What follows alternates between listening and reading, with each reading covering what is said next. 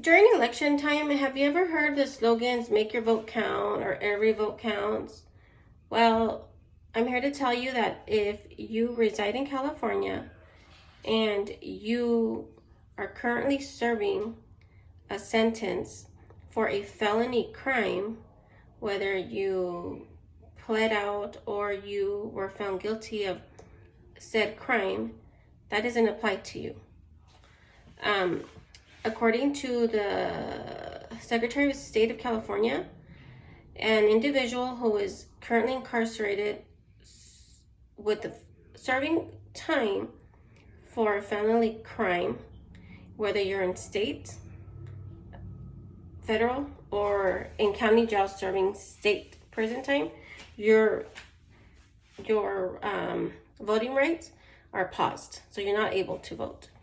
I'm here to tell you why felons who are currently serving time in jail, prisons, should be able to vote. In researching, I found that about 40% of those incarcerated who commit crimes suffer from mental illness. Okay, so suffering from mental illness, they're out in the streets, they're committing crime, they're acting out of character. So that tells us that their mental health was not being taken care of, wasn't being monitored outside.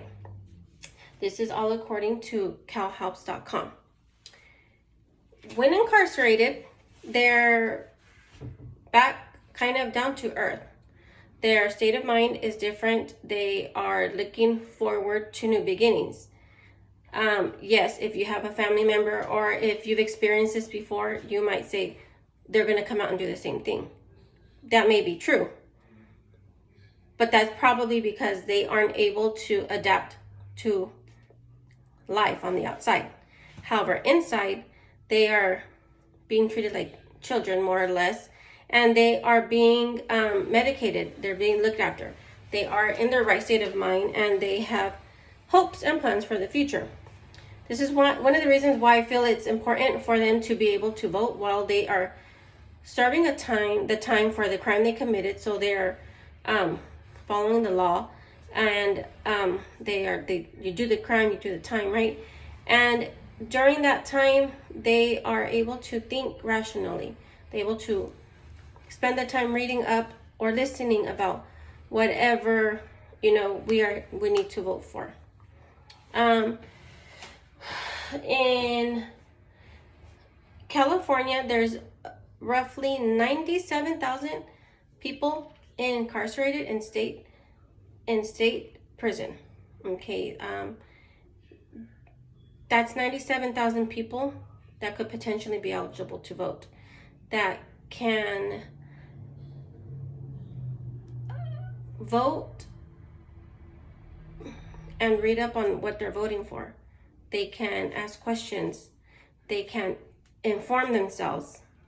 For when they come out, they're able to feel they made a difference. If you have a family member or a friend who's perhaps serving a lifetime sentence and he's in there in prison knowing he's going to serve a long time, maybe he or she has children, maybe he or she has siblings younger than him, and they feel, I'm gonna vote. I'm gonna make my vote count to make their life better, to help change the world in that sense. Whereas not allowing them to vote is taking away that extra vote and that extra person that's gonna have an impact on society. Also, according to the elections.gov, for the whole state of California, roughly only 50% of people vote. So if you're eligible to vote and you are registered to vote, and then you don't vote. So out of all those registered to vote, only 50% of those registered actually vote. You think about it, why do sometimes people don't take the time out to go vote?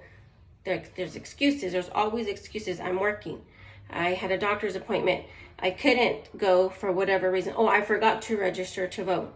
Whereas 97,000 inmates serving a sentence who have nowhere else to go can and will more than likely be willingly wanting to make their vote count.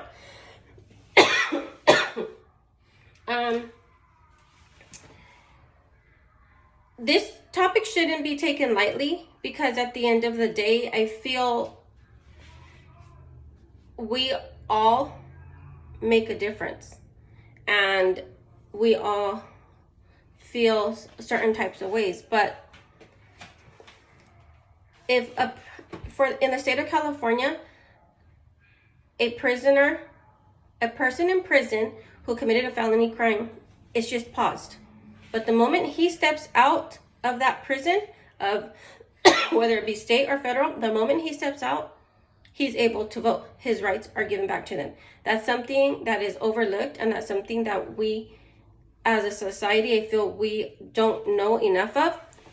But why just put a pause on them voting if we're going to allow them to vote when they get out?